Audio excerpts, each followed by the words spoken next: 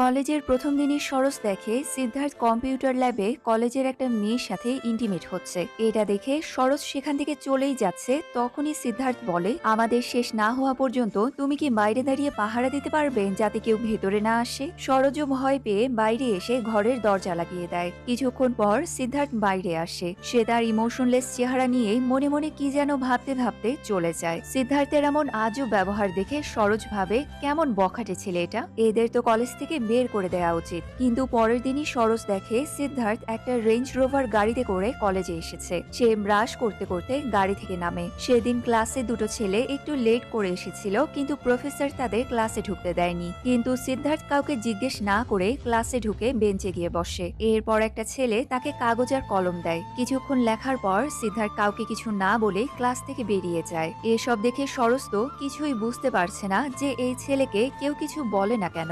আগের দিন সে যেখানে রেঞ্জ রোভার গাড়িতে করে এসেছিল, সেখানে আজ সিদ্ধার্থ একটা পুরনো অল্টো গাড়ি করে কলেজে এসেছে। তার বাড়িতে এত গাড়ি থাকার পরেও একদিন সে অটোতে আসে, আবার আরেক দিন হেঁটে হেঁটেই চলে আসে, তাও আবার পায়ে জুতা না পরেই। আসলে সিদ্ধার্থের ইমোশনলেস হওয়ার কারণ হলো তার বই পড়া।